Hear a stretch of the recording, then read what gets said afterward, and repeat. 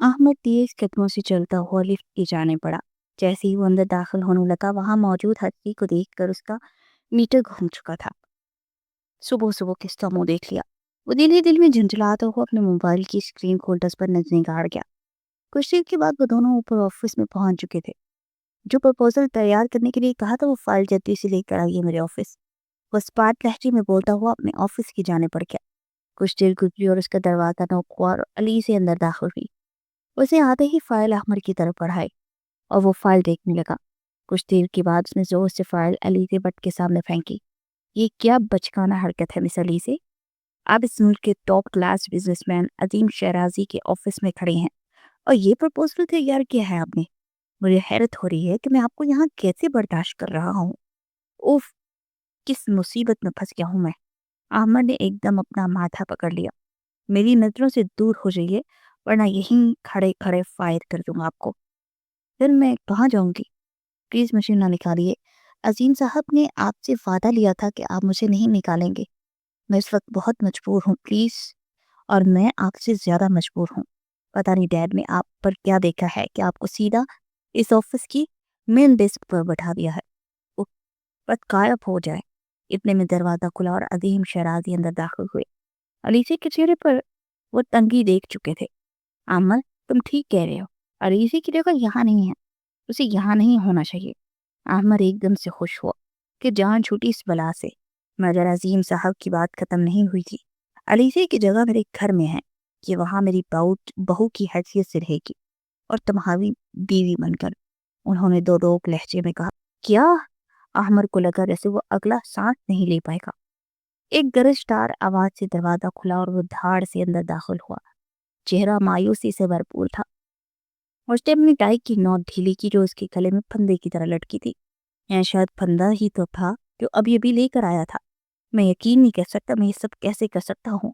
वो मुंह में इतनी जोर से बड़बड़ाया कि महापारा बेगम, जो ब्लैक साड़ी में मलबूस अचानक ही लाउंज में नमूदार हुई थी, अपने जान से अजीज लाडले बेटे को यूं तेज में देखकर ठठक गई। फिर पास आकर उसके कांधे पर हाथ रखा। कम ऑन आमर बेटे, क्यों ऑफिस में मौजूद मुलाजमीन का गुस्सा खुद पर निकालते हो मेरे बच्चे? Don't be depressed, okay? Bano, Bano, Aamir के लिए ठंडा फ्रेश जूस लेकर आओ जल्दी। आमिर से बात करने के बाद बानो को आवाज़ें देने लगी। मामा, इस वक्त जहर ला दो। मुझे कसम से शदीद तलब हुई है। वो एकदम बूटों समेत तपीज कलीन पर कदम रखते हुए सोफे पर ढेर हुआ और अपने टांगें सामने शीशे के चमकते गोल मेज पर रख दी। महापारा बेगम हैरान हुई। उनका इस कदर नफीस स्वेटर जूतों समेत कैसे? मगर वो वाकई अपने हवास में नहीं था। मैं अहमद शराजी हूँ, जिसके रगों में अपने बाप और दादा का खून दौड़ता था। इस बार तो आपने मुझे बेबस करके अपना काम निकाल लिया, मगर आगे का हर फैसला मेरी मर्जी से तय होगा। उसके साथ मेरा नाम जुड़ जाने से वो मेरी जिंदगी का हिस्सा नहीं बन जाएगी। मैं वाकई इससे नफरत करता हूँ।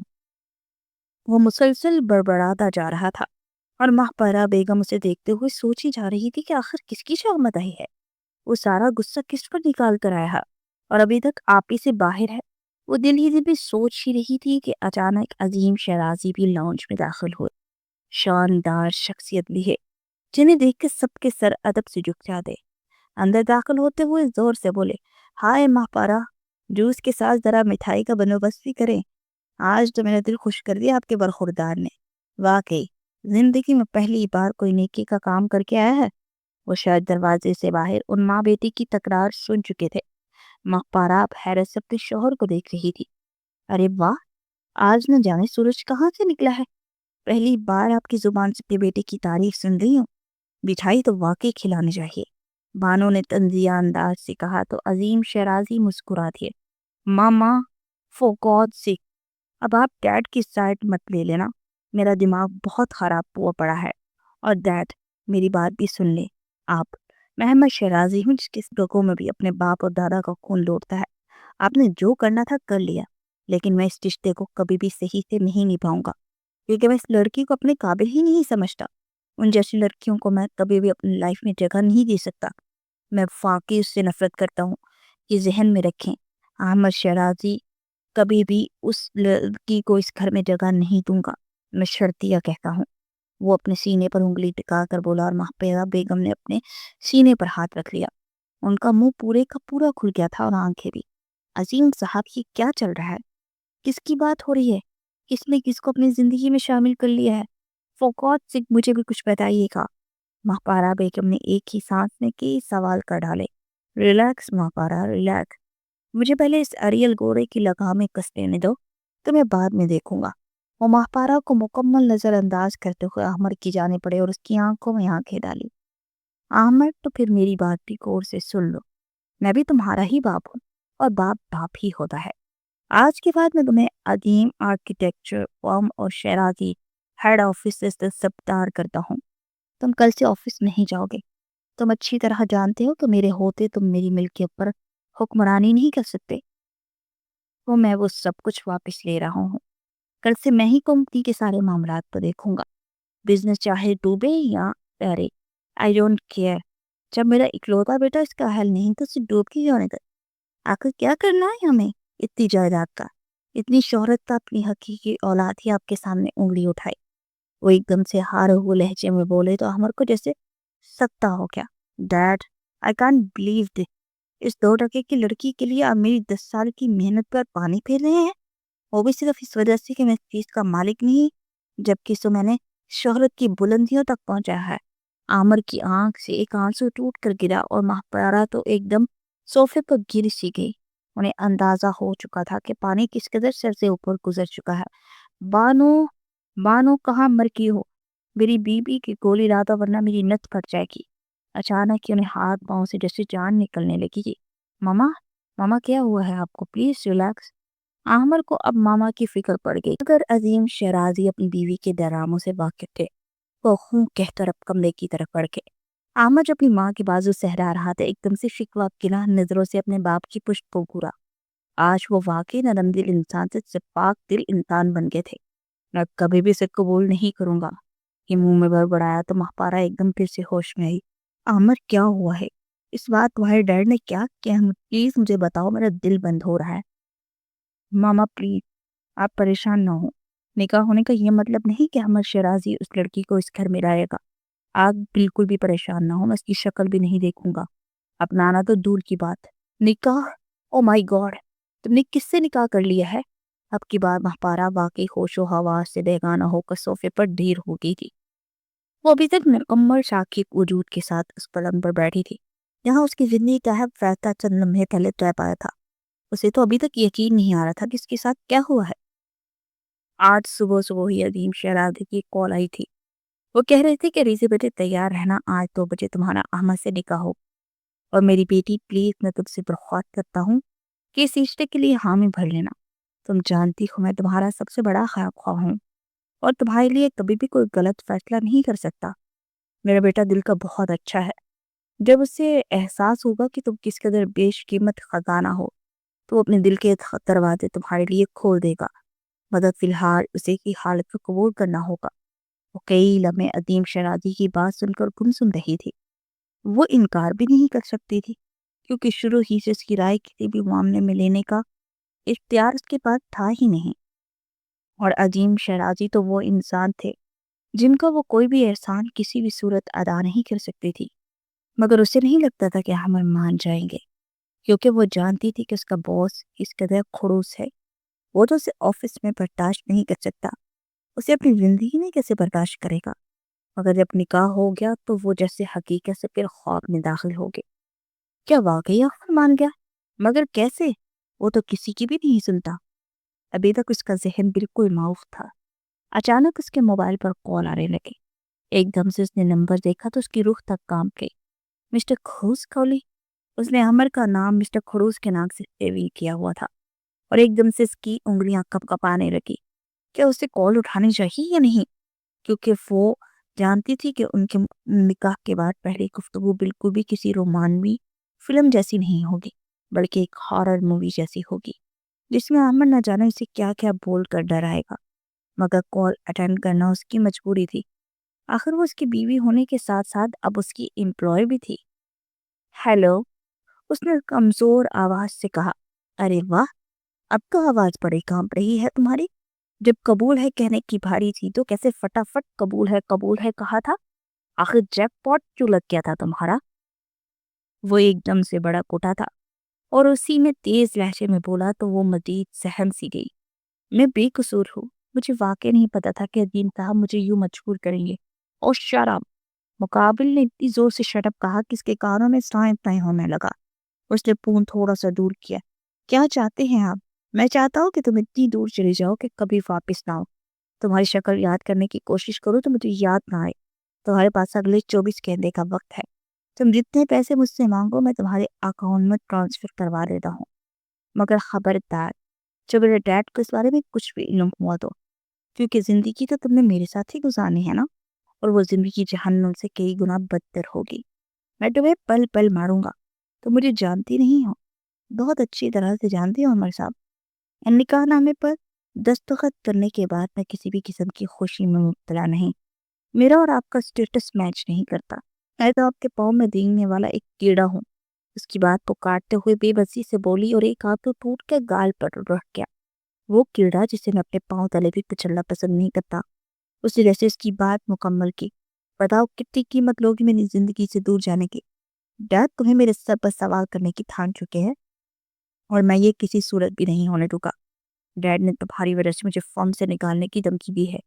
वो दान के चचा कर बोला। ओह, तो इसीलिए आपने मुझे कॉल करने की जहमत की। चलो आमद शराजी, आप तो किसी से डरते नहीं है ना, और फॉर्म से निकालने से डर रहे हैं कि मुझे पैसे दे के यहाँ से जाने को कह रहे हैं। जाइए, नहीं जाती, कर लो जो करना है। अलीजी को जैसे मजा आ गया था और अहमद शहराजी तिल मिलाकर बोला, तुम मुझसे डरो, मैं बहुत बुरा पेश आऊंगा तुमसे। वो धारा, आप तो मुझे नहीं जानते अहमद साहब। मैंने शुरू ही से बहुत सख्ती और तकलीफ से जिंदगी गुजारी है। मुझे खुशियों और सुकून रास नहीं आता। आप अब मेरे तरकश में मौजूद तीर आजमाने में अपना सबर आजमाऊंगी, लेकिन अंकल के खिलाफ कभी नहीं जाऊंगी, क्योंकि मैं उनकी कोई भी बात टाल नहीं सकती।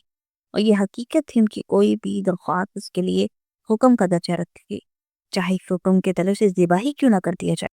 और जंगीर खान का तो हर अदाब सहने के लिए तैयार थी। आमन ने गुस्से से फोन काटा और मोबाइल जोर से बेड पर पटक कर अपने दोनों हाथों से अपने बाल मुट्ठी में जकड़ लिए। उससे इतनी जुर्रत की कि आमन शहराजी को इनकार किया। अब सब देखेंगे कि मैं उस छटांग पर की लड़की के साथ करता को क्या हूँ। ये मेरी जिंदगी में शामिल होकर पछताएगी। उस 2 टके की लड़की में की क्या हकीकत है मुझ जैसे इंसान के साथ है? ओह डैड, मैं आपको इसके लिए कभी माफ नहीं करूंगा। न जाने इस लड़की में आपने क्या देखा है जिसे मेरे लिए चुना है। वो लड़की जिसे अपनी जॉब तक ढंग से करना नहीं आती। और अहमद शहराजी अजीम फर्म के मालिक की बीवी बनेगी। हाँ, शायद डैड वाकई पागल हो चुके थे। वो बेबसी से कुहरते हुए सोचे क्या, फिर एकदम से बेड पर सीधा लेट गया। उसका गुस्सा सिर्फ इस चीज से ही ठंडा हो सकता था। वो भी सोच चुका था कि उसे इस लड़की के साथ क्या करना है। देखता हूँ माली से कि तुम्हारे अंदर कितना जिगर है। तो मुझे सह नहीं पाओगी और तुम्हें नाको चले चुगलियांगा। अपनी सोचों में न जाने किस कदर सफ़ा की इख्तियार कर चुका था। आप होते कौन है मेरे बेटे की जिंदगी का इतना बड़ा फैसला मेरी इजाजत के बगैर करने वाले? महपारा बेगम का तो बस ही चल रहा था कि अजीम शहराजी का गला ही दबा दे। जिस लड़की से वो इस कदर नफरत करती थी और जिसकी माँ से उसकी बरसों पुरानी दुश्मनी थी, आज वही लड़की उनके घर में आएगी। वजीम शरारती पर गाउन से टेक लगाए अखबार पढ़ने में मसरूफ थे। उन्हें जैसे माँ बेटे के जलाल और गुस्से से कोई फर्क ही नहीं पड़ रहा था। मैं आपसे कोई बात कर रही हूँ और आप मेरी बात इग्नोर करे जा रहे हैं।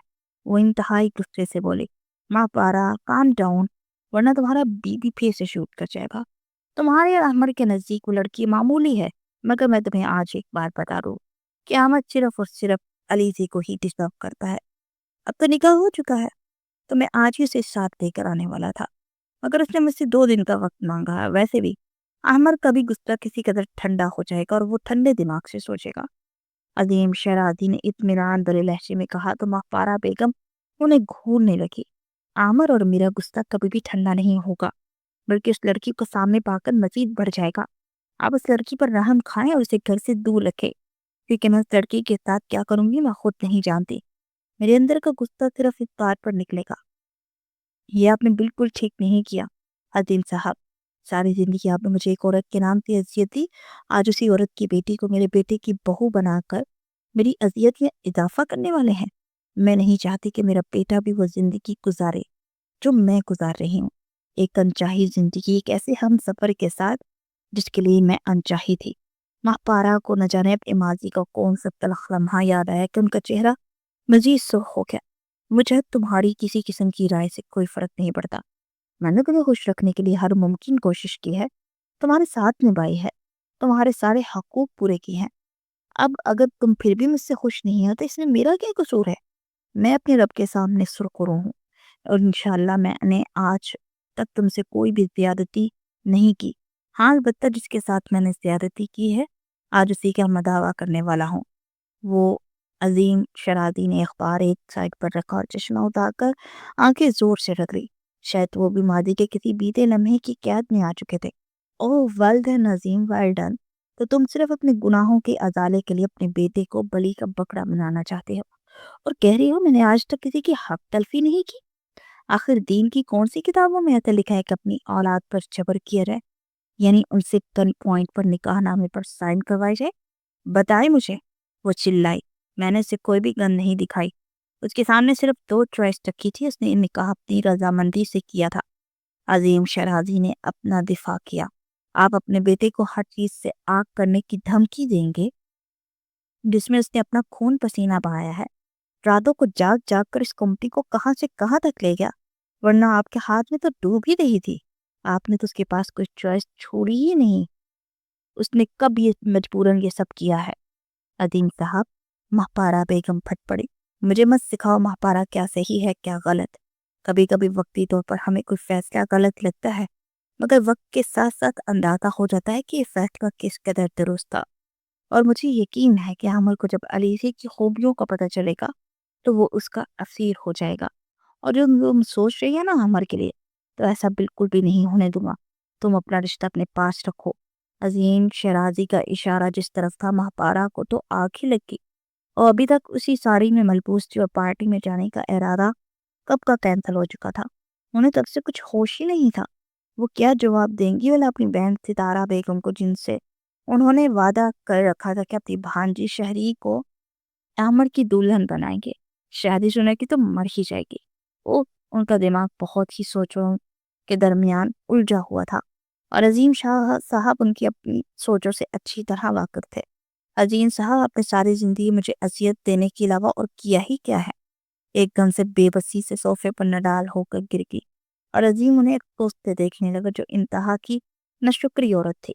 کل رات کو ہی علیزے کو رخصت کر کے یہاں لا رہا ہوں۔ اگر میں نے اس بچی کے ساتھ کسی قسم کی بھی زیادتی تمہاری طرف سے دیکھی تو یاد رکھنا میں تمہیں کبھی معاف نہیں کروں گا۔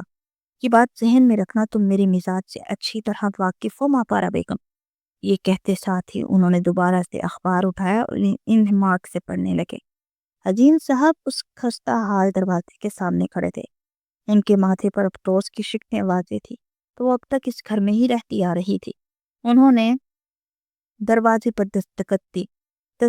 3 بار دستک دینے کے بعد دروازہ کھلا تو سامنے 30-35 سال کی خاتون ناگواری سے انہیں دیکھ رہی تھی۔ علیزے کی بھابھی تھی۔ عظیم صاحب کو دیکھ کر ایک دم سے انہوں نے اپنے چہرے کے پھر تاثرات بدلے اور مسکراہٹ سجا لی، کیونکہ سب کرنے کے لیے انہیں بھاری رقم دی گئی تھی۔ ارے آپ آئیے نا، آپ باہر کیوں کھڑے ہیں؟ آپ ہم اپنے گھر بلاتے، آپ نے کی تکلف کیا ہمارے غریب خانے میں آنے کے لیے؟ میں علیزے کو لینے آیا ہوں۔ وہ اندر داخل ہوتے ہوئے گویا ہوئے، کیا اکمل بھی گھر پر ہے؟ انہوں نے علیزے کے بھائی کے متعلق پوچھا تو شکیلہ کہنے لگی، نہیں وہ تو ورکشاپ پر ہے۔ آپ کو پتا ہے غریب لوگوں کی چھٹی کہاں، کچھ ہاتھ پاؤں ماریں گے تبھی تو رات کو کھا کر سوئیں گے۔ اس نے منہ پر مسکینیت طاری کرتے ہوئے کہا تو عظیم صاحب خاموش ہو گئے۔ اگر اکمل بھی ہوتا تو اچھا ہوتا۔ خیر، میں آپ سے معذرت کرتا ہوں کہ یہ رخصتی ویسی نہیں ہوئی جیسی ہونی چاہیے۔ احمد سائد پہ چلا گیا ہے، ورنہ وہاں پر کچھ ایمرجنسی آ گئی تھی، اور مہپارہ کی بھی طبیعت خراب ہے، اس لیے میں خود ہی علیزے کو لینے آیا۔ وہ شرمندہ سے ہو کر گویا ہوا، اے ہے کوئی بات نہیں، آپ بڑے لوگ ہیں، ہماری طرف فارغ تھوڑی ہیں۔ مجھے تو خوشی ہے کہ علیزے آپ کے گھر میں آپ کی بہو بن کر جا رہی ہے۔ یقیناً وہ بہت خوش قسمت ہے، اللہ اس کے نصیب اچھے کرے۔ وہ عظیم صاحب سے نکاح کے بعد بھاری چک وصول کر چکی تھی، اسی لیے اس کے مطابق رد عمل دے رہی تھی۔ وہ پھر اندر گئی اور علیزے کو آوازیں دینے لگی۔ جب وہ باہر آئی تو اس کے ہاتھ میں ایک بیگ تھا، وہ کافی گھبرائی ہوئی لگ رہی تھی۔ عظیم صاحب نے اٹھ کر اس کے سر پر ہاتھ رکھا، میری بیٹی کیسی ہے؟ میں آپ کو لینے آیا ہوں۔ کیا آپ ریڈی ہیں؟ انہوں نے پیار سے پوچھا تو علیزے نے سر جھکا دیا۔ وقت اپنی ماں کی یاد شدت سے آئی، ایک آنسو ٹوٹ کر گالوں پر گرا۔ میں تم سے وعدہ کرتا ہوں بیٹا، تمہیں بہت اچھی زندگی دوں گا جو تم ڈیزرو کرتی ہو، بس آج سے تمہاری مشکلات کا خاتمہ سمجھو۔ انہیں نے ثقیلہ کو جو میں نے خرید نظروں سے دیکھ کر کہا، کیونکہ وہ جانتے تھے کہ وہ شروع ہی سے اپنے بھائی کی در پر بیٹھی اپنی بھابھی کے ذریعے عذاب میں مبتلا رہی ہے۔ بیٹا احمد نہیں آ سکا، وہ تھوڑا مصروف تھا، کیا تم میرے ساتھ جاؤ گی؟ انہوں نے شفقت سے پوچھا تو علیزے اپنے آنسو پوچھتے ہوئے ہاں میں سے لانے لگی، اور انہیں کیا بتاتی کہ احمد کو یہاں نہ دیکھ کر وہ کس قدر پرسکون ہے، مگر وہ کب تک پرسکون رہے گی اس بات سے ابھی تک بے خبر تھی۔ گاڑی میں بھی وہ خاموشی سے بیٹھی تھی، جو بھی باتیں کر رہے تھے عظیم صاحب کی کر رہے تھے۔ تم جانتی ہو علیزے میں تم میرے لیے کس قدر انمول، بہت قیمتی ہو، کیونکہ تم اس ماں کی بیٹی ہو جو بہت ہی زیادہ عظیم عورت تھی۔ میں نے تمہیں کبھی نہیں بتایا مگر آج بتاتا ہوں کہ تمہاری ماں کے ساتھ میرا کیا رشتہ تھا، کیونکہ اگر تم کسی کے منہ سے سنو گی تو تمہیں اچھا نہیں لگے گا، اور میں یقین کرتا ہوں کہ تم میری بات پر بھروسہ کرو گی۔ علیزے ایک دم سے نظریں جھکا کے، اگر وہ نہ بھی بتاتے تو وہ جانتی تھی کہ عظیم شیرازی اس کے اور اس کی ماں کے محسن تھے۔ اس نے اپنی ماں کے منہ سے اکثر ہی عظیم شیرازی کا ذکر بڑے احترام سے سنا تھا، بھلا وہ ان دونوں کے تعلق کو کیسے غلط سمجھ سکتی تھی؟ مگر عظیم شیرازی کی اگلی بات اسے پوری طرح سے چونکا دیا۔ علیزے میں آج تمہیں ایک حقیقت بتانا چاہتا ہوں جو میرے علاوہ کوئی نہیں جانتا۔ رہا میرا تمہاری ماں زری حیات کا تعلق تو وہ میری سوتیلی بہن تھی۔ میرے باپ آفاق شیرازی نے دوسری شادی کی تھی ایک ایسی عورت کے ساتھ جو ہمارے خاندان کی نہیں تھی، اور اس جگہ سے تعلق رکھتی تھی جہاں راتیں جاگ کر اور دن سو کر گزارے جاتے تھے۔ شاید تم بھی اس حقیقت سے واقف نہیں ہو، اور تمہیں بتانے کا مقصد یہ ہرگز نہیں ہے کہ تم زری کی بیٹی ہونے پر شرمندہ ہو جاؤ، کیونکہ زری کا قصور صرف اتنا ہے کہ وہ جہاں آرا یعنی میری سوتیلی ماں کی بیٹی تھی، جن سے میرے باپ نے شادی کی، مگر وہ شاید بزدل تھے، عشق کرنا تو جانتے تھے مگر جہاں آرا کو سوائے اپنے نام کے اور کچھ نہ دے سکے، انہیں اپنے خاندان میں عزت اور مرتبہ اور بیوی کو رتبہ نہ دلا سکے۔ یوں وہ بے شمار وقت مجھے اپنی سوتیلی ماں کے بارے میں بتایا تھا، اور کہا تھا کہ ان کی ایک بیٹی بھی ہے جن کا نام زری ہے۔ میں اس وقت صرف 20 سال کا تھا۔ میرے باپ خود تو چل بسے، مگر میں اپنی سوتیلی بہن کا راز میرے کندھوں پر ڈال دیا، اور مجھ سے وعدہ بھی لیا کہ میں ان کی حقیقت امی جان کو نہ بتاؤں۔ وہ نہیں چاہتے تھے کہ میری ماں ان کے مرنے کے بعد ان سے کوئی بھی بدگمانی پال لے، یوں میں نے ان کا راز اب تک اپنے سینے میں دفن کر لیا ہے۔ امی کو کبھی بھی نہ بتا سکا کہ ان کی ایک سوتن بھی ہے، جس کی ایک عدد بیٹی بھی ہے۔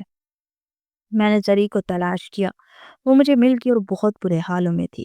اس نے مجھے بتایا کہ اس کے ہاں جہاں آرا اپنے شوہر کی جدائی کے غم میں چل بسی۔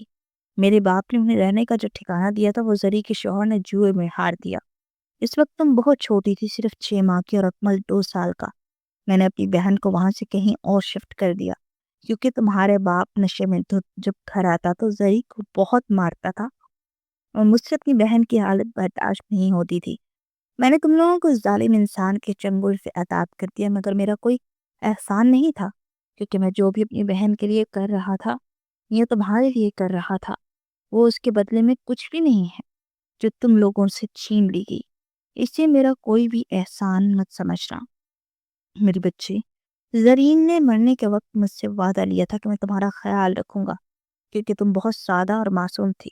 اکبر نے تو اپنا گھر بسا لیا تھا، مگر تم اکیلی تھی۔ اپنی ماں کے مرنے کے بعد تو بالکل ہی ٹوٹ گئی تھی، اور یہ مت سمجھنا کہ اپنے بیٹے کے ساتھ تمہارا نکاح کر کے میں صرف تمہاری ذمہ داری سے آزاد ہو رہا، کیونکہ میں تمہیں بوجھ نہیں سمجھتا۔ اور رہا معاملہ احمد کا تو اسے تم سے بہتر کوئی نہیں ملے گا۔ میں نے اپنے بیٹے کے لیے صرف بہترین کا انتخاب کیا ہے۔ احمد بہت اچھا لڑکا ہے، دل کا برا نہیں ہے، اسے سچی محبت کی تلاش ہے، تم ہی اسے دے سکتی ہو اور اس کی ذات کا ادھورا پن دور کر سکتی ہو۔ میں چاہتا ہوں تمہارے لیے کوئی بھی اچھا لڑکا تلاش کر سکتا تھا، مگر اپنے بیٹے سے زیادہ مجھے کسی پر بھروسہ نہیں ہے۔ وہ تمہارے لیے بہت اچھا ثابت ہوگا، بس وقت لگے گا۔ اور عظیم صاحب کا ہر انکشاف سن کر جیسے وہ سن ہو چکی تھی، تو یہ وجہ تھی کہ وہ اس قدر مہربان تھے، کسی سائے کی طرح اس کے ماں کے اوپر رہتے تھے اور اسے کبھی بھی باپ کی کمی محسوس نہ ہونے دی۔ انہوں نے گاڑی پوچھ میں روکی، سفر تمام ہوا، اور علیزے اس بات سے واقف نہ تھی کہ سفر تو ابھی شروع ہوا ہے، جو سراسر کانٹوں بھرا ہے، کیونکہ احمد کی سنگت اس کے لیے کانٹوں پر چلنے کے مترادف تھی۔ اس نے فون پر تو کہہ دیا تھا کہ آپ اپنے تیر ازما لیں، مگر حقیقت میں اس کی تیر چہنا کون سا آسان تھا۔ اس نے کانپتے ہاتھوں سے دروازہ کھولا اور باہر آئی۔ اسے کوئی خوشفہمی نہیں تھی کہ اس کے استقبال پر پھولوں کی بارش کی جائے گی، کیونکہ سوائے عظیم صاحب کے اتنے کا سے کوئی بھی خوش نہیں تھا۔ عظیم اسے لیے لاؤنج میں داخل ہوئے۔ ان کا چہرہ خوشی سے ہمکنار تھا، شاید آج وہ اپنے سپرش سے سبکدوش ہو چکے تھے۔ ماں پارا، ارے نیچے آؤ، دیکھو تو صحیح، تمہاری بہو آئی ہے، اس کا استقبال نہیں کرو گی؟ وہ اپنی بیوی کو آوازیں دینے لگے جو اپنے کمرے سے نمودار ہوئی اور خوخار نظروں سے علیسی کو دیکھنے لگی، مگر عظیم صاحب کے سامنے وہ کچھ نہ بولی۔ جی جی تشریف رکھیں۔ علیسی صاحب اسے اپنا ہی گھر سمجھے، بلکہ یہ آپ ہی کا گھر ہے، ہم تو بس غلام ہیں یہاں کے، اصل مالک تو آپ ہے۔ وہ طنز کے تیر برسانے لگی۔ علیسی کو اپنا سانس رکتا ہوا محسوس ہوا۔ پہلے اپنی بھابھی کی باتیں ہر وقت سنتی تھی اور یہاں ماں پارا نے وہ کمی پوری کرتی تھی، مگر وہ نہیں جانتی تھی کہ ماں پارا بیگم کے دماغ میں کیا چل رہا ہے، کس حد تک نقصان پہنچا سکتی ہے۔ ارے بیگم، آپ ہی بڑی ناشکری ہیں، دیکھ غلام تو ہم ہیں آپ کے۔ وہ قدم قدم چلتے ماں پارا کے پہلو میں کھڑے ہو گئے اور محبت سے ساتھ لگا لیا۔ ان سے ملو علی سے بیٹے، یہ ہے ماں پارا، اس گھر کی اور عظیم شیرازی کے دل کی ملکہ۔ انہوں نے شوخی سے کہا تو علی سے ایک دم نظریں جھکا کے اور انہیں سلام کرنے کے لیے آگے بڑھی تو انہوں نے ہاتھ کے اشارے سے اسے وہیں رکنے کو کہا۔ اچھا اچھا، بس ٹھیک ہے، ہو گئی سلام دعا۔ یہ کہتے ساتھ ہی وہ کچن کی طرف بڑھ گئی۔ بانو، کھانا لگا دو اور 2 پلیٹ ایکسٹرا ہی لگا دینا، اب اس گھر میں ایک ایکسٹرا پڑتی رہے گا ہمارے ساتھ۔ وہ تنفر اور بیداری سے کھویا ہوئی اور باہر نکل گئی۔ بیٹا ان کی بات کا کوئی برا مت ماننا، میرے ساتھ بھی ایسی ہی رہتی ہیں۔ وہ مسکرا کر بولے۔ بانو پہلے چھوٹی بیوی صاحبہ کو ان کا کمرہ دکھا دو، میرا مطلب ہے عامر کے روم میں لے جائیں میں، اور سامان بھی سیٹ کر دے ان کا۔ وہ نرمی سے بانو سے مخاطب ہوئے تو وہ ایکسائٹیڈ تھی، کچن سے باہر آئی۔ علیزے کی ہی ہم عمر نظر آنے والی بانو نے پوری پتیکی نکال کر اسے سلام کیا۔ علیزے نے مسکرا کر جواب دیا، اچھا بیٹا آپ ان کے ساتھ جائیے، فریش ہو جائیں، پھر مل کر ڈنر کریں گے، عامر بھی آنے والا ہی ہوگا۔ وہ یہ کہہ کر اپنے کمرے کی جانب بڑھ گئے۔ بانو علیزے کو عامر کے کمرے میں لے آئی۔ بی بی صاحبہ، یہ ہے ہمارے نک چڑھے مسٹر پرفیکٹ کا کمرہ، آپ کو اس میں ہی رہنا مبارک ہو۔ وہ آنکھ دبا کر بولی۔ ویسے تو وہ کسی کو بھی اپنے کمرے میں آنے کی اجازت نہیں دیتے، نہ ہی اپنی چیز کو بھی ہاتھ لگانے دیتے ہیں۔ ہر ہفتے ان کے روم کی صفائی کے لیے ایک ٹیم آتی ہے کہ کونوں قدروں تک کو ویکیوم سے صاف کر جاتی ہے، ورنہ ہم ملازمین تو بھائی پیر بھی نہیں مار سکتے یہاں۔ مگر آپ تو ان کی مسز ہیں تو آپ بلا جھجک اندر چلی جائیں اور جس چیز کا شیئر نہ چھے لیجیے بغیر ہچکچاہٹ کے۔ بانو کمرے کے دروازے کے باہر کھڑی نان سٹاپ اسے بریف کرنے لگی، اور علیزی تو روم کو دیکھ کر ہی جیسے سختی میں رہ گئی۔ ایسے روم تو اس نے فلموں میں بھی نہیں دیکھے تھے۔ سفید اور سیاہ چیزوں سے سجا یہ روم کسی بلیک اینڈ وائٹ فلم کے جیسا تھا۔ سفید پردے، سفید قالین اور سفید اور سیاہ ماربل جو کسی شطرنج کی بساط کی طرح بچھا تھا، سیاہ اور سفید ٹکڑوں سے بنایا گیا تھا، تیسرا کوئی رنگ نہیں تھا۔ علیسی قدم قدم چلتی روم میں گئی۔ اسے اس روم میں اپنا آپ کسی فقیر کے جیسا لگا، اپنی حالت مزید بدحال سی لگی۔ میں کسی اور روم میں شفٹ ہونا چاہتی، اس نے بانو سے کہا، تو وہ حیرت سے منہ کھولے سے تکنے لگی۔ ارے میاں بیوی تو ایک کمرے میں نہیں رہتے؟ اور وہ تعجب سے کھویا ہوئی تھی۔ اسے کیا بتاتی کہ اس کی زندگی اس شطرنج کی بساط جیسی ہے اور وہ عمر کے لیے صرف ایک مہرہ ہے جسے وہ جب چاہے مات دے سکتا ہے اور شطرنج کے کھیل سے باہر کر سکتا ہے۔ اچھا تم جاؤ، وہ نرمی سے بولی تو بانو دروازے سے ہی پلٹ گئے۔ علیزے نے ایک ٹھنڈی گہری سانس بھری۔ کمرہ کافی کوشادہ تھا اور اوپر والے فلور پر تھا، بالکنی سے نیچے لاؤن کا منظر تھا، اور وہ کمرے کا تفصیلی جائزہ لے رہی تھی۔ جو ہوگا دیکھا جائے گا، یہ سوچ کر اس نے اپنا سامان نکالا، رنگ برنگے چند جوڑے جو وہ ساتھ لائی تھی اس نے بیٹھ کے ایک سائڈ پر رکھ دی اور خود واش روم چلی گئی۔ واش روم میں ہر چیز نفاست سے سجی تھی اور روف شاور کے نیچے ایک سائڈ پر اسٹائلش سا باتھ ٹب رکھا تھا، اور نہ جانے کون کون سی بوتل میں کیا کیا بھرا تھا، تو سمجھ ہی نہیں آئی کہ کون سی شیمپو ہے اور ہینڈ واش کون سا ہے اور منہ کس سے دھونا ہے، مگر وہ اپنی سمجھ کے مطابق ہی ان کو استعمال کرنے لگی۔ احمد ابھی واپس آیا تھا کہ بانو نے اسے پانی دیتے مسکرا کر دیکھا۔ भाभी जी को छोड़ दिया है कमरे में हमने। व्हाट? क्या कहा तुमने? मेरे कमरे में किसको छोड़ा तुमने? खूनख्वार नजरों से बानो को मुखातिब हुआ। अपने दुपट्टे को दांतों में दबाए एक अदा से बोली थी, आपकी बीवी को और किसको? मुझे अजीम साहब ने कहा था अपना मामला आप खुद हैंडल करेंगे। वो एकदम भाग गई और अहमद का बस नहीं चल रहा था कि वो क्या कर डाले। अपनी टॉय की नोक ढीली करते हुए लंबे लंबे ढंग भरता अपने कमरे में गया तो बेशुमार फड़ियां से उसके नथों से टकराई। उफ, अब ये क्या है? वो सामने करादम आईने के सामने खड़ी अपने लंबे स्याह बालों को उस सफेद मखमली तौलिए से रगड़ रही थी। What the hell is this? वो इतनी जोर से चिल्लाया कि तौलिया उसके हाथ से छूट गया और वो चौंक कर पलटी। आमर को अपने सामने देखकर उसकी सांस तक रुक गई थी। बेख्तियार नजर उठाकर घड़ी पर वक्त देखा शाम के 7 बजे थे। वो इतनी जल्दी कैसे आ सकता है? उससे बेख्तियार अपने वजूद को देखा तो आंखें दूर से मीट ली। वो शॉवर लेने के बाद उसी का तौलिया लपेट कर बाहर निकली थी। सोचा था कि उसके आने से पहले ही हर चीज की जगह पर रखकर मुकर जाएगी, मगर जोड़ी पकड़ ली गई थी। अब उसकी खैर नहीं थी। आमर उस लड़की की जुर्रत पर इस कदर हैरान था कि उसकी जुबान खंग हो गई, जैसे लकवा हो गया हो। वो दीवार के साथ जा लगी। गीले बालू से पानी के बेरंग कतरे सफेद मार्बल पर गिरने लगे। बिलाशुबा वो इस हालत में भला की हसीन लग रही थी, मगर उसके सामने भी अहमद शहरादी खड़ा था, जिसके सीने में दिल नहीं पत्थर फिरता। वाह, दाद देता हूँ तुम्हें मिस अली से। हाँ, तुम्हें लगता था कि रुखसती के बाद ये हमारी वेडिंग नाइट है तो अपनी तैयारी मुकम्मल करके खड़ी हो जाओ, मगर मेरी बात कान खोलकर सुन लो। अहमद के साथ रुखसत होने के बाद रात वेडिंग रोमांटिक नाइट नहीं होती, बल्कि कब्र में उतरने वाली रात के बराबर होती है। वो बेइंतहा करीब आ चुका था और अलीसे के जिस्म से फूटने वाली तरह तरह की खुशबुएं अहमद के हवास गुम कर रही थी।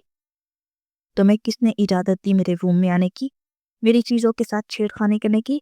हाँ, उठाओ अपना ये काट कबाड़ और यहाँ से दफा हो जाओ। शराजी विला में बहुत सारे स्टोर रूम्स काट कबाड़ से भरे पड़े हैं, उनमें से किसी में सेट करो ये सब और खुद भी वहीं बिस्तर बिछा लेना, क्योंकि तुम जहाँ से आई हो अपनी औकात न भूलना। आमर के अल्फाज उसको दरांती की तरह काट रहे थे, मगर उसने किसी भी कसम खा रखी थी कि अपना जिगर आजमाएगी जहां तक हो सकेगा।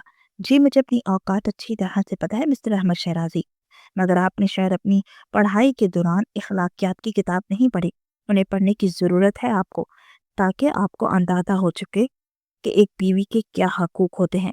Very funny. बीवी बीवी समझूंगा तभी पूरे करूंगा ना तुम्हारे हकूक। वो उसके सीने पर उंगली टिका कर बोला।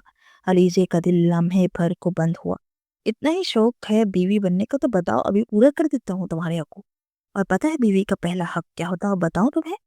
वो उसके पहने हुए तौलिए की डोरी खोलते हुए बोला तो अलीसे एकदम कांप गई। नहीं, आप ऐसा कुछ नहीं करेंगे, मुझसे दूर रहें। वो वाकई इसके जुनून से डर गई थी।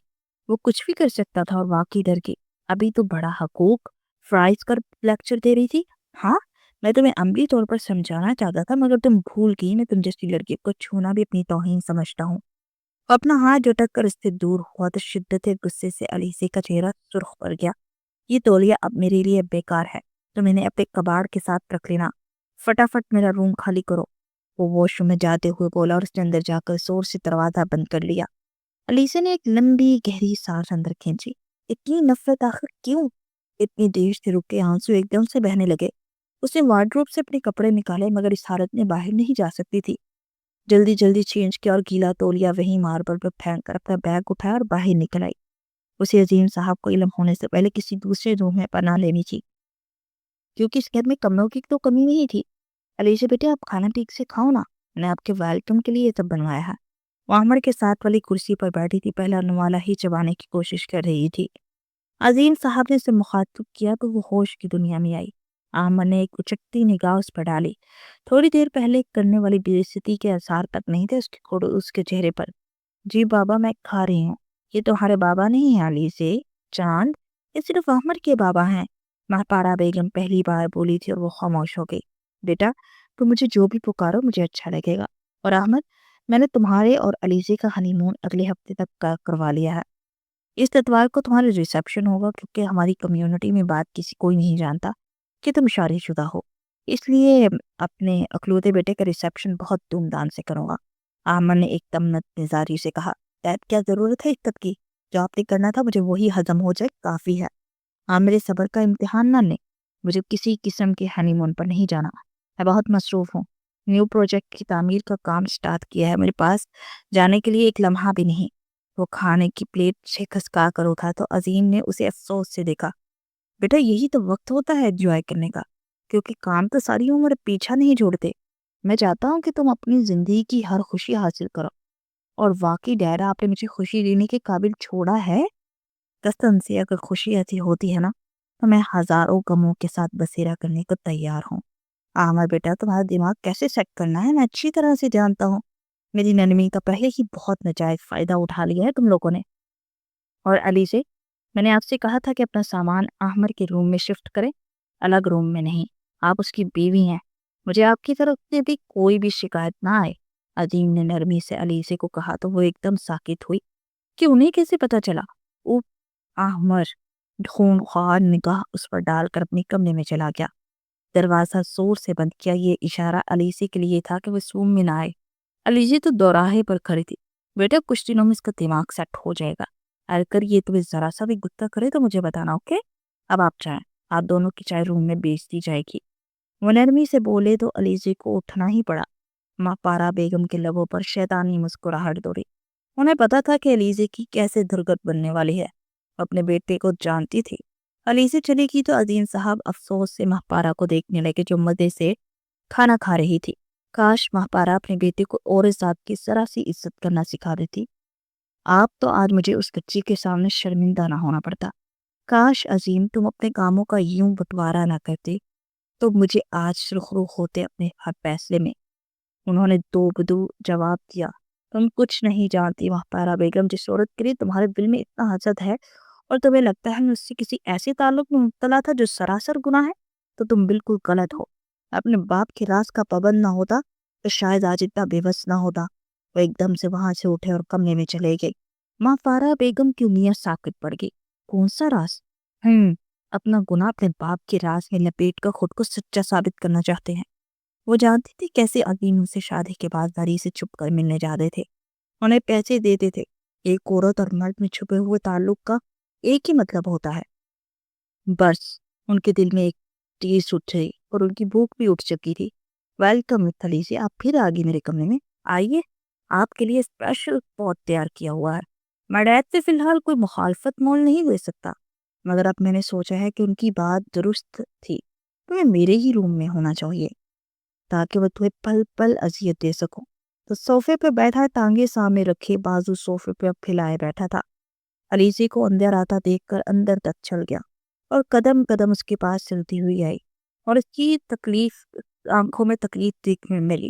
آخر اتنی نفرت کیوں کرتے ہیں مجھ سے؟ بیوی نہ صحیح مجھے انسان تو سمجھے۔ آپ سے کچھ نہیں مانگتی عمر، اگر تھوڑی سی عزت کی بھیک مانگتی ہیں جو ہر انسان کا حق ہوتی ہے، آخر کتنا گرائیں گے خود کو انسانیت سے؟ وہ کرب سے بولی تو احمد نے اپنے لب بھینچے۔ مجھے انسانیت کے سبق مت سکھاؤ، تم جیسی لڑکیوں کی اوقات اچھے سے جانتا ہوں۔ وہ اتنے کڑوے لہجے سے بولا کہ علیزے کا محسوس ہوا جیسے اس کے دل کو کسی نے بے دردی سے توڑ ڈالا ہو۔ آپ کو ایک بات کہوں احمد شرازی، کسی شخص کا غریب یا امیر ہونا اس کا دنیاوی سٹیٹس ہوتا ہے، مگر اصل سٹیٹس اس شخص کے اخلاقیات ہوتے ہیں جو اسے اونچا یا نیچا بناتے ہیں۔ مگر کاش آپ دولت کے پجاری یہ سب سمجھ سکتے۔ آپ کے پاس بہت پیسہ ہوگا، آپ اپنی زندگی میں مسٹر پرفیکٹ ہوں گے، مگر میرے نزدیک آپ کی دل کو ویلیو زیرو ہے، کیونکہ آپ عورت کی عزت کرنا نہیں جانتے۔ مجھے تو آپ کسی لحاظ سے بھی پرفیکٹ نہیں لگتے۔ علیزے نے اس کی آنکھوں میں آنکھیں ڈالے جرت سے کہا تو وہ دھنگ رہ گیا۔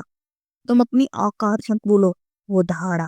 میری اوقات بار بار یاد نہ کروائیں، ایک ہی بار دکھتا میرے ماتھے پر چپکا کے نہیں دیتے تاکہ بولنے کی زحمت ہی نہ ہو۔ آپ کو بتائیں مجھ جیسی گٹر کے کیڑے اور گری ہوئی لڑکی کے لیے آپ کے کمرے میں کون سی جگہ ہے؟ میں وہیں پڑی رہوں گی۔ وہ سکون سے بولی تو احمد شرازی دانت پیستے رہ گیا۔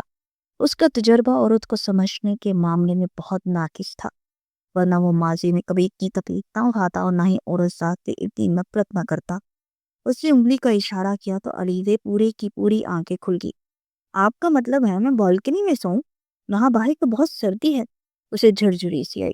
میری بلاسٹک کلفی بن جاؤ یا صبح تک جم کر مر جاؤ، مگر میں تمہیں اپنی کمرے میں فرش پر بھی سونے کی اجازت نہیں دوں گا، اوکے؟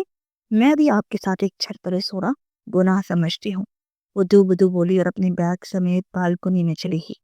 مگر جیسے ہی وہاں گئی تو مکمل اندھیرا تھا، بس اوپر کھلا آسمان اور نیچے سرد فرش۔ اس سے پہلے وہ پلٹ کر اس سے پوچھتی کہ کم از کم ایک کمبل اور تکیا تو اٹھانے دو، اسے زور سے دروازہ بند کر دیا اور اس چھوٹی سی جگہ پر قید ہوگی۔ اس کے سامنے چیلنج لینا آسان تھا، مگر حقیقت یہ تھی کہ اس کی آنکھیں کھل گئی۔ اف ظالم انسان، تم جہنم کے نچلے حصے میں جاؤ گے۔ اس نے دل سے بد دعا دی۔ یہاں سے کوئی راہ فرار نہیں تھی۔ ایک دم سے وہیں بیٹھ کر پھوٹ پھوٹ کر رونے لگی۔ الارم کی آواز پر احمد شہرازی کی آنکھ کھلی تو وہ چونک کر اٹھا۔ وقت دیکھا تو صبح کے 5 بج چکے تھے۔ سردیوں کے آغاز کے دن تھے اور بستر سے اٹھا تو علیزے کا خیال آیا۔ علیزے بٹ کہیں سچ مچ نہ مر گئی ہو۔ وہ جلدی سے اٹھا اور بالکنی میں کھلتا دروازہ جیسے ہی کھولا وہ دھڑام سے اس کے کندھوں میں گری۔ اوہ گاڈ ڈیم اٹ، کیا مصیبت ہے! وہ شاید رات کو دروازے کے ساتھ ٹیک لگا کر سو گئی تھی یا مر گئی تھی۔ اسی دروازہ کھلتے ہی اس کے قدموں میں ڈیر ہوئی۔ عامر شہرازی کو اپنے ماتھے پر پسینہ آتا محسوس ہوا۔ اسے جلدی سے کپڑوں کی گٹری میں لپٹی اس لڑکی کے ماتھے پر ہاتھ رکھا جو کہ ٹھنڈا ہو چکا تھا۔ یا خدا، اتنی سردی تو نہیں تھی، یہ تو واقعی کلفی بن گئی ہے۔ اب کیا کروں؟ اس نے اس کی دھڑکن پر ہاتھ رکھا تو دل بہت مدھم رفتار سے دھڑک رہا تھا۔ شکر ہے زندہ ہے۔ نہ چاہتے ہوئے بھی اسے اپنی مضبوط باہوں میں اٹھاتا بیڈ کی جانب بڑھا اور اسے لٹا کر لحاف اس کے اوپر اچھی طرح سے لپیٹا۔ اس کے ہونٹ جیسے نیلے پڑ رہے تھے۔ علیزے اٹھو! وہ اسے کندھوں سے پکڑ کر جھنجھوڑنے لگا۔ اس کے جسم میں ذرا سی حرکت ہوئی تو لحاف خود سے مزید چپکائے کروٹ بدل گئی، جیسے اسے سکون ملا تھا۔ ڈرامے باز کہیں گی، کیا ضرورت تھی ہمدردی دکھانے کی؟ لوگ تو ساری رات سڑکوں پر بھی سو کر نہیں مرتے اور میں ڈر گیا تھا۔ وہ خود کلام ہوا اور اس نے نیکی پر پچھتایا جو اس نے ابھی ابھی کی تھی۔ جی چاہا تھا اسے بیڈ سے نیچے گرا دے۔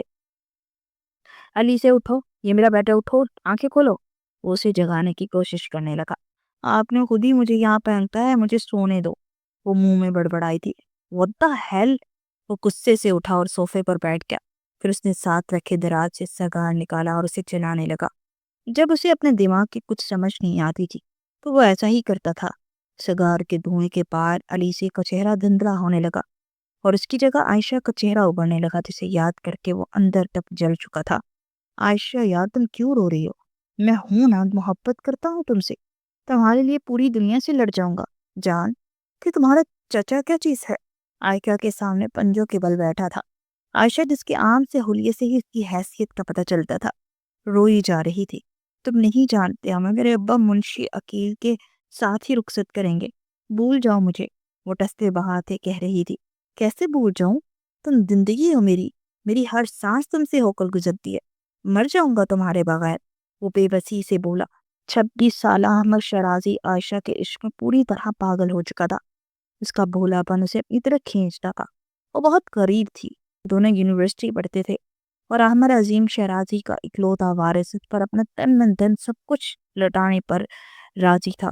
وہ عائشہ کے منع کرنے کے باوجود کئی بار بغیر کہے اس کی مدد میں باری رقم بھی دے چکا تھا، مگر بقول عائشہ کے اس کے باپ کا لالچ بڑھتا جا رہا تھا۔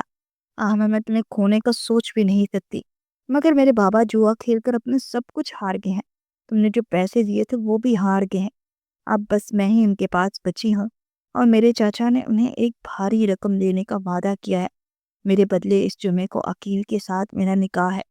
وہ بدادی پھوٹ پھوٹ کر رونے لگی۔ عامر کے دل پر جیسے چھڑیاں چلنے لگی۔ اسے پہلی بار کسی لڑکی سے سچا عشق ہوا تھا اور وہ اسے کسی قیمت نہیں کھونا چاہتا تھا۔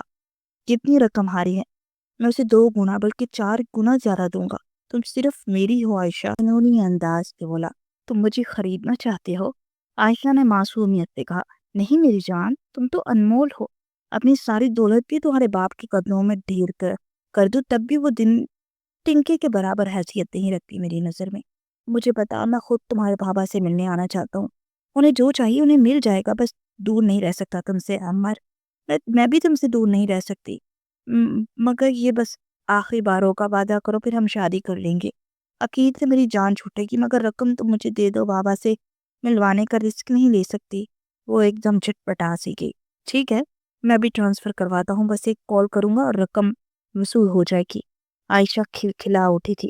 اس نے بہت بھاری رقم عائشہ کے بتائے ہوئے اکاؤنٹ میں ٹرانسفر کروا دی تھی، عظیم صاحب کے علم میں لائے بغیر، کیونکہ ان کا مینیجر عمر کا دوست تھا۔ مگر اگلے دن عائشہ کا نام و نشان تک نہ تھا یونیورسٹی میں۔ اس نے اس کے بتایا ہوا ایڈریس پر پتہ کیا مگر وہاں تو کوئی اور ہی رہتا تھا۔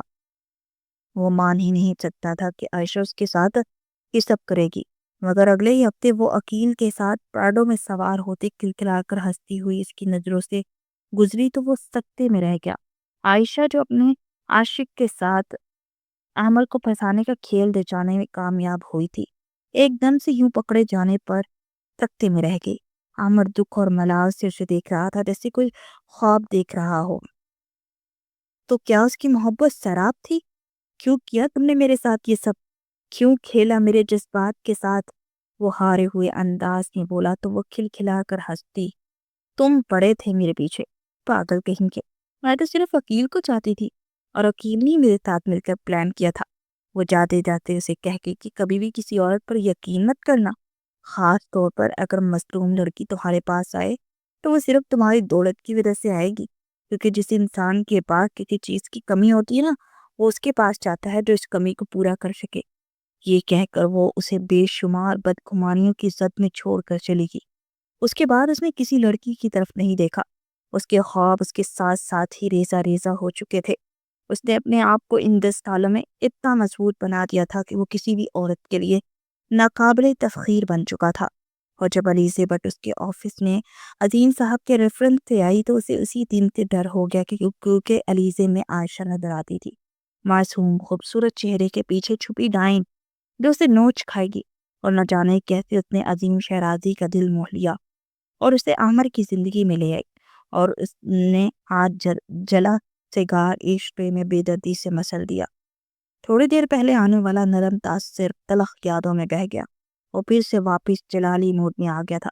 کوئی بھی عورت محبت کے قابل ہوتی ہی نہیں ہے۔ وہ ایک دم تیزی سے اٹھا اور مزے سے سوئی علیزہ کو کمبل سمیت بیڈ کے نیچے پھینک دیا۔ کمبل کی وجہ سے وہ چوٹ سے تو بچ گئی مگر اس کی نیند میں خلل آ چکا تھا۔ وہ واپس خواب سے حقیقت کی دنیا میں لوٹی جہاں احمد چنگیز خان بنا پر جبٹنے کو تیار تھا۔ یہ ڈرامے بازی بند کرو، مجھے بس یہی تسلی کرنا تھی کہ تم مری تو نہیں، کیونکہ میں اتنی آسانی سے مرنے نہیں دوں گا تمہیں۔ میرے نرم دل باپ کو تم نے اپنی چالوں میں پھانس دیا مگر مجھے موم نہیں کر سکتی۔ اب جلدی سے اپنا منہ ہاتھ دھو کر چلو میرے ساتھ، ہمیں سائٹ پر چلنا ہے اور تم سارا دن وہی رہو گی، تب مینج کرو گی۔ وہ کہتا ہوا باہر چلا گیا اور علیزہ جس کا جسم بخار کی حدت میں تپ رہا تھا اچانک سے اسے اپنا سر گھومتا محسوس ہوا، مگر وہ بے ہوش ہونے کا رسک نہیں دے سکتی تھی۔ وہ واقعی اتنی آسانیت سے نہیں مرنے والی تھی، بہت ٹھیٹ تھی وہ، اور ناشتہ کیے بغیر ہی اس کے ساتھ سائڈ پر آ گئی۔ سورج ابھی نکلنا شروع ہوا تھا اور اس کا دماغ معاف ہو رہا تھا، انرجی نہ ہونے کے برابر، مگر وہ ظالم انسان کو مخاطب بھی نہیں کرنا چاہتی تھی۔ گاڑی سے اترو گی تمہارے لیے دروازہ کھولوں؟ وہ تلخ لہجے سے بولا تو علیزہ ہوش کی دنیا میں واپس آئی اور اسے کافی کی شدید طلب ہو رہی تھی۔ سر درد سے پھٹا جا رہا تھا، بار بار چھینکیں آ رہی تھی۔ وہ لحاف میں ڈبک کر تو جانا چاہتی تھی۔ سائٹ پر مزدور آ چکے تھے، عمارت کی بنیاد رکھی جا چکی جس کو ڈیزائن احمد نے خود کیا تھا۔ وہ اپنے نام کی عمارت بنانا چاہتا تھا، بلا شبہ جس طرح سے اسے ڈیزائن کیا گیا تھا وہ بہت سارے لوگوں کو اپنی طرف متوجہ کر رہا تھا۔ کام پر فوکس نہیں کر پا رہی تھی، اس کے پورے وجود پر کپ کپی سی چھائی تھی، کسی بھی وقت دھڑام سے گر جاتی۔ مس علیزہ، آپ ان سے ملیے، یہ ہمارے سب سے کمال کی انجینئر مسٹر مائیکل۔ اور نہ جانے کس مائیکل سے اس کا تعارف کروا رہا تھا۔ علیزہ کو تو ایک کی بجائے چار مائیکل دکھائی دے رہے تھے۔ اس کی آنکھیں بے اختیار بند ہونے لگی۔ اس سے پہلے کہ وہ احمد شرازی کی شرٹ کو پکڑ کر سہارا لیتی، ایک دم سے اس کا پاؤں کسی گہری کھائی میں جا گرا اور وہ ساتھ ہی گر گئی۔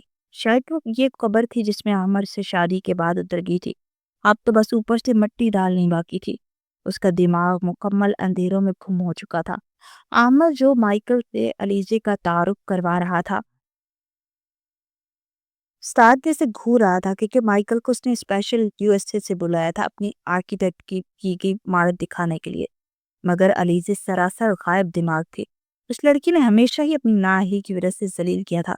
اس سے پہلے کہ وہ اس پر غصہ کرتا، علیزہ کا پاؤں اس کے پیچھے بنی کھدائی میں جا گرا اور وہ اپنا ہاتھ بڑھاتی بھی اس کے اندر گرنے لگی، مگر احمد بکتی کی تیزی سے لپکا اور اس کے ساتھ بھی اس کھائی میں جا گرا۔ اس نے علیزہ کو بچانے کے لیے اپنے وجود کی قربانی دی تھی اور علیزہ اس کے اوپر جا گری اور ایک دم سے افراتفری چھا گئی تھی۔ سارے مزدور بھاگتے ہوئے وہاں اترنے لگے، مائیکل الگ سے پریشانی میں تھا۔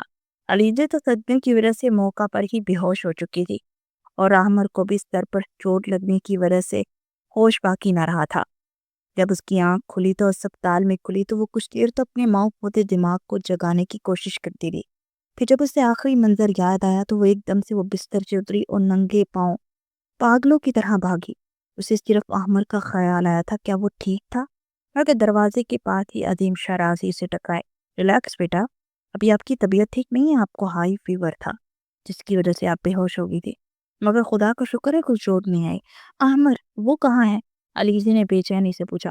وہ 7 والے روم میں ہے، خطرے سے باہر ہے، کھائی اتنی گہری نہیں تھی، خدا کا شکر ہے اس کو جان بچ گئی۔ علیزی ایک لمحے کے لیے شرمندہ ہوئی۔ یہ سب میری وجہ سے ہوا ہے۔ آنسو جیسے چھلکنے کو بےتاب تھے۔ ہاں بیٹا، یہ سب کچھ تمہاری وجہ سے ہی ہوا ہے، تم ہی وہ وجہ ہو جس کے لیے احمد جیسے خود پرست انسان نے خود کو خطرے میں ڈالا۔ میں نے تم سے کہا تھا نا بیٹا کہ وہ دل کا برا نہیں ہے، میں اس کا باپ ہوں، جانتا ہوں کہ اس کے لیے کون سی لڑکی سوٹیبل ہے، اور دیکھو آج یقین بھی آ گیا کہ میرا فیصلہ درست تھا۔ عظیم صاحب آپ زیادہ خوش فہمی میں مت رہیں، مجھے سب علم ہے وہ مجھ سے شدید نفرت کرتا ہے۔ فی الحال تو تم اس کے روم میں جاؤ اور اسے ہوش آ گیا کہ اس سے پہلے اس نے تمہارا نام ہی لیا تھا۔ جاؤ شاباش علیزے۔ علیزے حیران سی تھی، 7 والے روم میں چلی گئی۔ عامر کے سر پر پٹی اور ایک ٹانگ پر پلستر چڑھا ہوا تھا جو ہوا میں جھول رہا تھا۔ اس آکورڈ سی پوزیشن میں وہ علیزے کو دیکھ کر لب بھیج گیا۔ تمہیں یہاں کس نے بلایا ہے؟ سکون نہیں ہے تمہیں؟ وہ تپا ہمیشہ کی طرح سارا غصہ مجھ پر اتارے۔ بس یہی کہہ سکتی ہوں، ویسے میں تو ڈرامے کرتی ہوں نا، مگر آپ نے تو پوری ایکشن مووی والا سین پرفارم کیا ہے۔ ویسے اچانک سے ویلن سے ہیرو والا اسٹنٹ کیوں لے لیا؟ مت جانے دیتے نا مجھے۔ اس کے پہلو میں کھڑی ہو کر اس کے ماتھے پر اپنا ہاتھ رکھتے ہوئے بولی۔ عامر کے جسم میں سکون کی ایک لہر دوڑی، مگر وہ بھی اپنے نام کا ایک تھا۔ او میڈم، مجھے چھونے کی اجازت نہیں ہے، میں نہیں چاہتا میری سائٹ پہ کوئی بھی ورکر اپنی بے وقوفی کی وجہ سے جان سے جائے، ورنہ میری عمارت کھڑی ہونے سے پہلے ہی زمین بوس ہو جاتی۔ او اچھا، کلیئر کرنے کا شکریہ۔ وہ اپنا ہاتھ ہٹا کر بولی۔ دل جیسے ٹوٹ سا گیا تھا، کیا ہو جاتا اگر وہ وضاحت نہ دیتا۔ وہ واپس پلٹنے لگی۔ اب کہاں جا رہی ہو؟ عامر نے جیسے بے چینی سے پوچھا۔ گھر جا رہی ہوں، ریسٹ کرنے، سکون سے آپ کے کمرے میں بیٹھ کر سوؤں گی۔ آپ تو اب کافی دن تک یہیں پہ رہیں گے نا؟ علیزے نے مسکرا کر کہا۔ خبردار، جو میرے بیڈ پر سوئی تو مجھ سے برا کوئی نہیں ہوگا۔ اچھا، کیا کر لیں گے آپ؟ پھر سے مجھے گرا دیں گے؟ اب آپ کی حالت ایسی نہیں ہے مسٹر خڑوس نمبر 1، اتنا غرور اچھا نہیں ہوتا۔ اسے چڑھاتی ہوئی کمرے سے باہر آ گئی اور عامر کا بس نہیں چڑھ رہا تھا کہ اس کے ساتھ کیا کر ڈالے۔ یہ لڑکے مجھے پاگل کر دے گی۔ وہ جھنجھلا گیا۔ 15 دن کے بعد ہاسپٹل سے ڈسچارج ہو کر گھر پہنچا تھا اور تیز چل رہا تھا۔ بیٹا آرام سے قدم رکھو، ماں پارا نے کہا۔ مجھے اپنے روم میں جانا ہے، میں چلا جاؤں گا۔ نہ جانے اس بلا نے میرے روم کا کیا حشر کیا ہوگا۔ اسے سوچ کر ہی تب چڑھے گی۔ ارے بیٹا، وہ تو 7 والے روم میں رہتی ہے، تمہارا روم بالکل اپنی جگہ پر ہی ہے۔ ماہپارا بیگم مسکرا کر بولی تو وہ ماں کی شکل دیکھنے لگا۔ ماما کیا بات کر رہی ہیں آپ؟ اس کے ذکر سے ڈر نہیں رہی، مسکرا کے رہی ہیں؟ وہ حیرانگی سے بولا اور ماہپارا بیگم کیا بتاتی جو حقیقت انہیں معلوم ہو چکی ہے، اس نے ان کے اندر کی قدورتوں کو ختم کر دیا ہے۔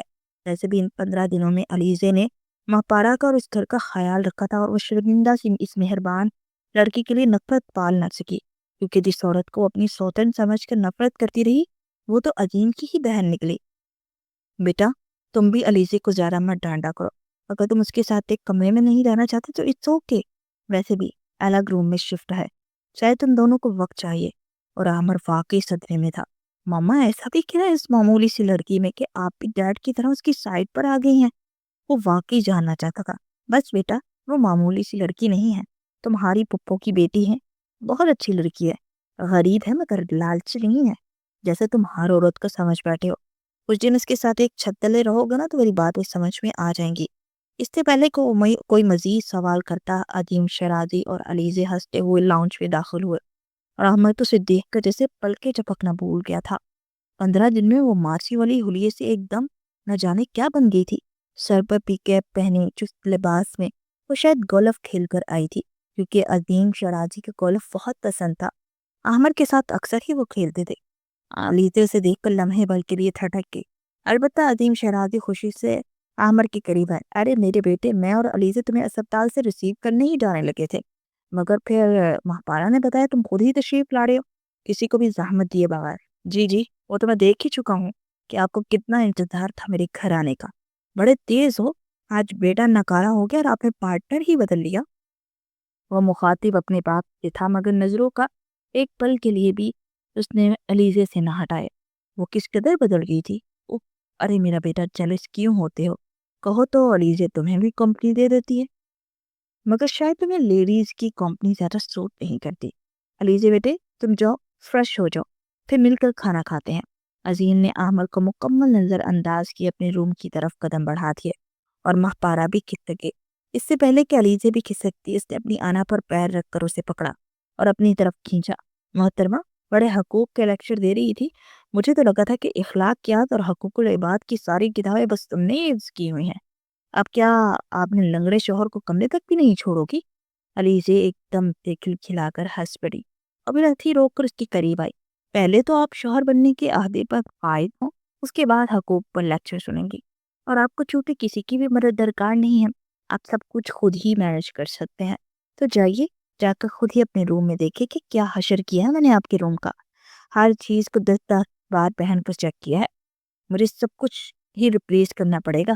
اس کے قریب پہنچتی سرگوشی کے انداز میں بولی، میری نئی نئی پھپھو زادی کس طرح کیا سب کچھ، اب ذرا میرے ساتھ تشریف لائیے اور مجھے بتائیے کیا کیا چیز آپ نے کتنی بار ٹرائی کی ہے، اس کے بعد میں آپ کے لیے سزا تجویز کروں گا۔ وہ بھی اسے حکم دیتا آہستہ آہستہ سیڑھیاں چڑھنے لگا، مگر عزیزے جانتی تھی کہ وہ نہیں کر پائے گا، تو اس کے گرد اپنا بازو حائل کیے احتیاط سے اس کے ساتھ چلنے لگی۔ کمرے میں داخل ہوتے ہی وہ ہانپنے لگی تھی، بس اتنی سی جان ہے چڑیا میں، اور پورے کے پورے احمد شہرازی کو کیسے سہوگی؟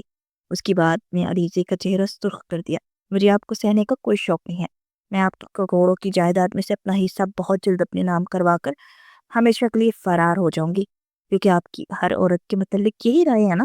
وہ تیزی سے بولی کہ احمد ایک دم جیسے خاموش ہو گیا، تو وہ اس کی فرسٹ لو فیئر ہسٹری کے بارے میں وہ جان چکی تھی۔ تم یہ خیال ثابت کر دو غلط، وہ جو اس سے دور ہٹنے لگی تھی، احمد نے اسے ایک دم سے اپنے بہت قریب کیا۔ علیزے کی دھڑکنیں بے ترتیب ہوئی، کاش یونانی دیوتا اتنا خڑوس نہ ہوتا تو آج وہ واقعے سے دور جانے کا نہ سوچتی۔ کیا سوچ رہی ہو؟ یہی کہ میں خڑوس ہونا ہے نا؟ اس کی کیپ اتار کر اس کے جوڑے میں بندھے بال کھول کر بولا، آپ میری سوچ کب سے پڑھنے لگے؟ اور واقعی وہ بالکل یہی سوچ رہی تھی۔ اس کی آنکھوں میں آنکھیں ڈال کر بولی، آج رات میرے ساتھ رہو، کل تک تمہاری سوچ بدل دوں گا اپنے متعلق، میں پرومس کرتا ہوں۔ اس کے بال کی لٹ اپنی انگلی میں لپیٹ کر بولا، لگتا ہے ٹانگ کے ساتھ ساتھ آپ کا غرور بھی ٹوٹ گیا مسٹر اکڑو۔ وہ بھی جیسے ٹرانس میں بولی تھی، بلا شبہ اس انسان کے قریب آنے کے بعد دور جانے کا سوال پیدا ہی نہیں ہو رہا تھا۔ غرور کا تو پتہ نہیں، مگر میرا دل ٹوٹا ہوا ہے، کیا مرمت کر سکو گے اس کی؟ اسے خود سے مزید قریب کیے بولا، بلا شبہ اس لڑکی کو قریب کرنے کے بعد چھوڑنا محال ہو چکا تھا، اگر میں نہ جوڑ سکی تو کیا چھوڑ دیں گے مجھے؟ ہاں بتائیے، وہ سرگوشی نما انداز میں بولی، اب تو سوال پیدا ہی نہیں ہوتا۔ آمن نے خمار آلود لہجے میں جواب دیا، پھر وہ اسے اپنے سینے سے بینچ کر کی گردن اور چہرے پر محبت بھرا لمس چھوڑنے لگا، پھر وہ اس پر مکمل حاوی ہو چکا تھا، اور علیزے جانتی تھی کہ ان دونوں کے دلوں کو ایک ساتھ جڑنے کی ضرورت ہے، تبھی ان کی مرمت مکمل ہوگی۔ کچھ دن کے بعد ان دونوں کا دھوم دھام سے ولیمہ کیا گیا۔ اگلے ہی دن وہ لوگ ہنی مون کے لیے اسکردو چلے گئے۔ عظیم صاحب تو انہیں پیرس بیچنا چاہتے تھے، مگر علیزے کا بھی تک پاسپورٹ وغیرہ نہیں بنا تھا، تو فی الحال وہ ویسے ہی اپنا پاکستان سب سے پہلے دیکھنا چاہتے تھے۔ تو اس کی خواہش کا احترام کرتے وہ لوگ آج اسکردو ایک ہوٹل میں پہنچے تھے۔ ہوٹل میں فریش ہونے کے بعد وہ لنچ کرنے کے لیے نیچے آئے۔ ہر ایک کی نگاہیں ان دونوں پر ہی تھی، وہ ایک پل کے لیے بھی اس کا ہاتھ نہیں چھوڑ رہا تھا۔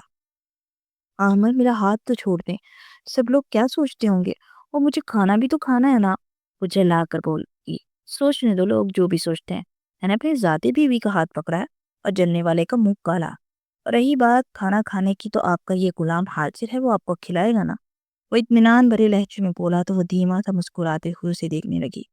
بہت سی نگاہیں رشک اور حسد سے انہیں دیکھ رہی تھی، مگر وہ دونوں نگاہوں سے انجان ایک دوسرے میں کھوئے تھے، اور دل ہی دل میں اپنے اور اس کی خوشیوں کی دعائیں بھی وہ مانگ رہی تھی۔